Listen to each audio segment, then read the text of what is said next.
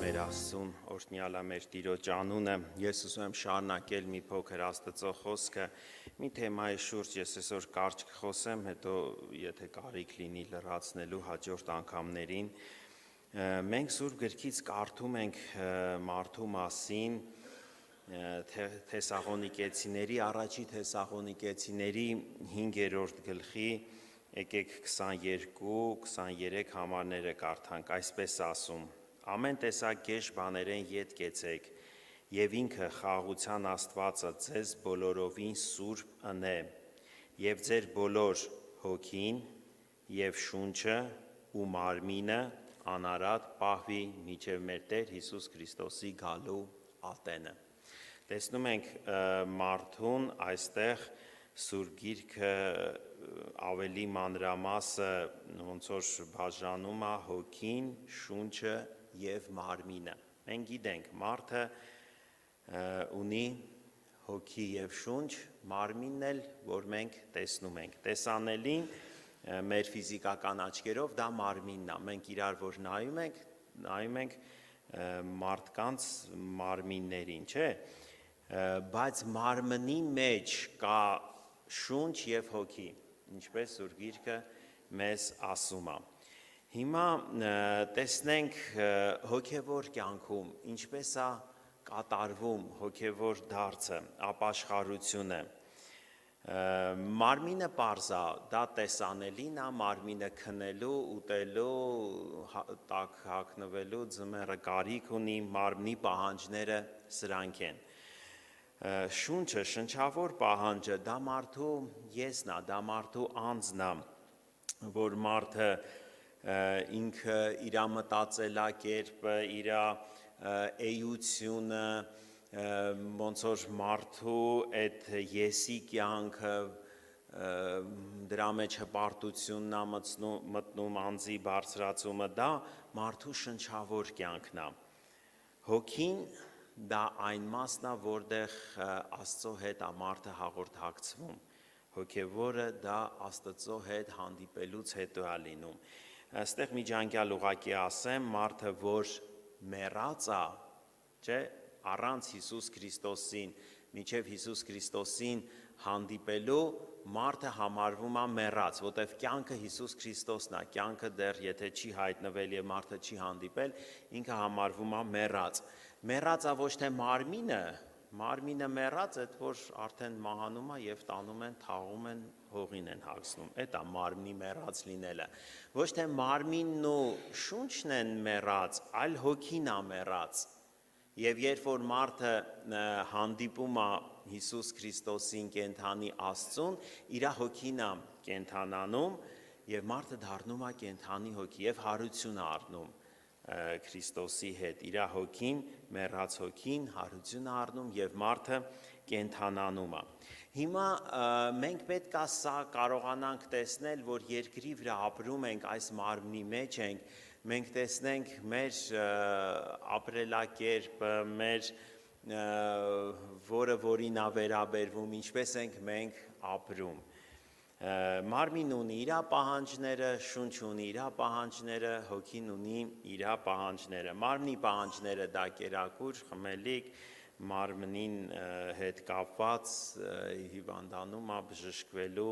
կարիք ունի մարմինն է դա։ Շնչի կարիքը դա եսն է մարդու եսն է, որ ինքը կարիք ունի, որ իրան սիրեն, իրան գովեն, իրան մեծարեն, իրան փառավորեն, ինքը ոնց որ տենց աննշան մարդ չլինի երկրի վրա, շունչը դրանով է կերակրվում, իսկ հոգին դա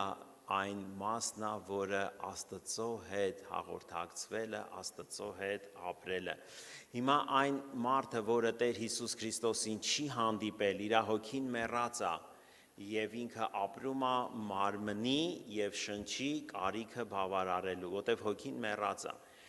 Այն մարդը, որը հանդիպում է Հիսուս Քրիստոսին, կենդանի Աստված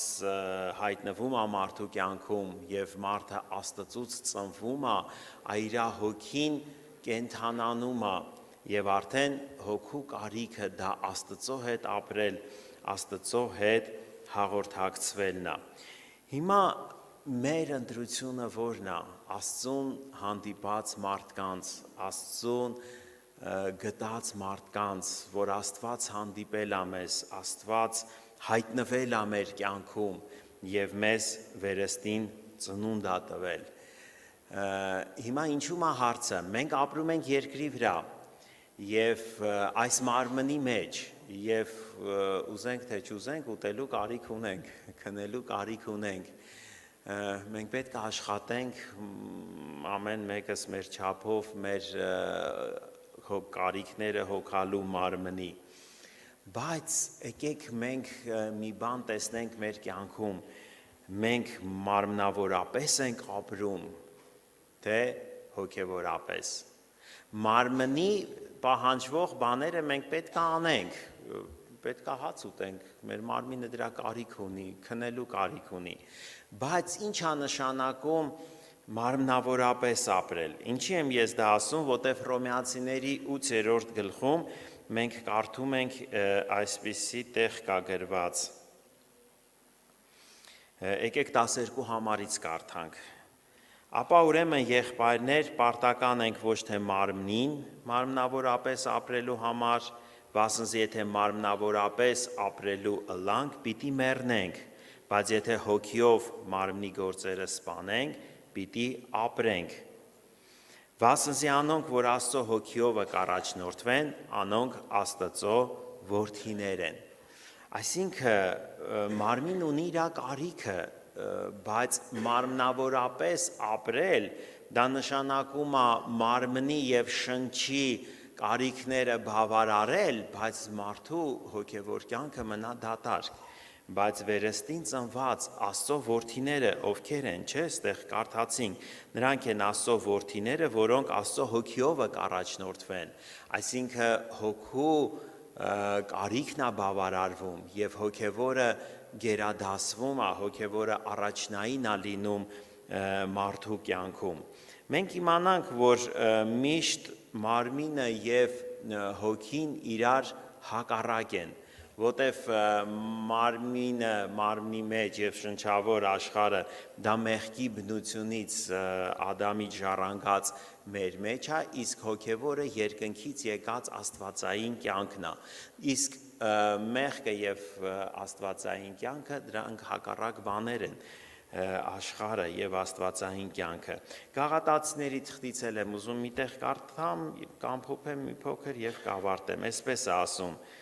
5:16-ից եկեք կարդանք, միայն թե այս կսեմ, հոգիով գացեք ու մարմնի ցանկությունը պիտի չկատարեք, վասնզի մարմինը կցանկա հոգին հակառակ և հոգին մարմնին հակառակ, և ասոնք իրարու հակառակ են, որ չլա թե ինչ որ ուզեք, այն ընեք, հետաքրքիր է, չլինի թե ինչ որ ուզեք, այն ընեք, որտև իրար հակառակ են։ Թող Աստված մեզ օգնի, մենք մեր ընտրությունը կատարել ենք, թե ոչ, կատարել ենք, չէ, շատերս այդ ընտրությունը կատարել ենք տարիներ և այդ ընտրության մեջ մենք մնում ենք, մենք ընտրել ենք Հիսուս Քրիստոսին, որպես մեր կյանք, ինքն է մեր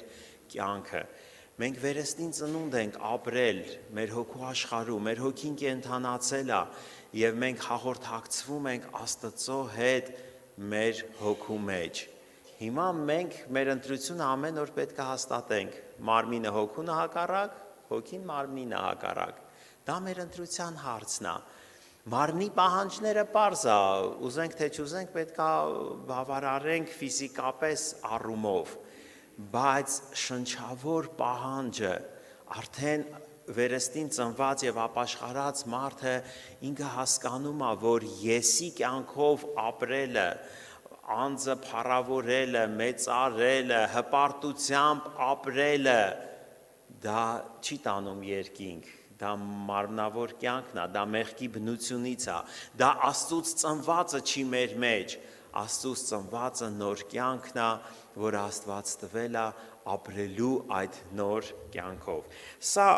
մեր մեջ կա մինչև հափշտակություն կամ մինչև եթե մարդը ննջում է և հետո պետք է հարություն առնի, մինչև քանի որ այս մարմնի մեջ ենք, մեղքի բնությունը մեր մեջ է, ես անձը հպարտության այդ մեղքը, որը մեր մարմնի անդամների մեջ է, այդ շնչավոր կյանքը, որը մեր գիտակցությունն է, մեր բանականությունն է, դա մեր մեջ է։ Հիմա մենք պատկերացրեք Եդեմական պարտեզում ենք գտնվում և երկու ծառի առաջ։ Մենք տեսնում ենք, որ այդ երկու ծառերը, կյանքի ծառը և բարի չարը գիտության ծառը, որից Աստված ասեց մի կերեք, այդ ծառերը հիմա կան, մեր առջևում կան, ամեն օր կան, ամեն օր մենք ապրում ենք և ամեն օր այդ ընտրությունը կատարելու, որ ծառից ուտելու, որին տեղ տալու, մեր մեջ դա կա։ Թող Աստված մեզ օգնի, ես չեմ ուզում երկարացնեմ, եթե առիթ կլինի մենք էլի մի փոքր կշարունակենք, որտեվ սա ծավալուն թեմա է, բայց եկեք այս համարների շուրջ մտածենք, խորհենք, աղոթենք, խնդրենք թող Աստված մեզ բացի, խնդրենք թող Աստված մեզ ցույց տա։ Մենք կարդացինք, եթե մարմնավորապես ապրելու լինենք, ուրեմն պետք է մեռնենք, կարող է իմ մոտ այդ մարմնավոր խորհուրդով եմ ես ապրում, մտածելակերպով եմ ապրում, իմ կյանքի նպատակը ո՞րն է, իմ կյանքի նպատակը, ես տենց կարճ ասեմ և վերջացնեմ, հոգևոր մարդու կյանքի նպատակը, որ ինքը և իր ընտանիքը, որ Աստված տվել է իրան երկրի վրա ժամանակավորապես, հասնի երկնային արքայություն։ Դա է, չէ, հոգևոր մարդու նպատակը, երկրի վրա ապրելով, օրեցօր, դժվարություններ, նեղություններ կրելով, բայց վերջը, որ ես հասնեմ երկնային արքայություն, դա չէ հոգևոր մարդու նպատակը, մարմնավոր մարդու նպատակը ես չասեմ, մենք բոլորս լավ գիտենք, որը կապված է երկրի հետ, որը ժամանակավոր է, մարմնավոր խորհուրդը, մարմնավոր նպատակները, դրանք ժամանակավոր են, դրա համար Սուրբ Գիրքը ասում է, չնայենք այն բաներին, որոնք ժամանակավոր են, երևացած բաները, որոնք ժամանակավոր են, երևացած բաներին չնայենք, հապա նայենք չերևացածներին, որոնք հավիտենական են։ Թող Աստված մեզ օգնի, որպեսզի հավատքով ապրել, նշանակում է ընտրել հոգևորը, մնալ հոգևորի մեջ և այդ նպատակով ապրել։ Թող մեր բոլորիս նպատակը լինի հասնել երկնային արքայությանը։ Երկրի վրա մնացած հարցերը, ինչպես որ կլինի, մեկը դա ժամանակավոր է, մեկը դա անցողիկ է, մեկը դա երկինք չենք տանելու, հավիտենություն չենք տանելու մեզ հետ, ինչ որ երկրի վրա կա, ինչ որ մեր աչքը տեսնում է, դրանք բոլորը անցողիկ են։ Եկեք նորից կանգնենք աղոթքի, փառք քեզ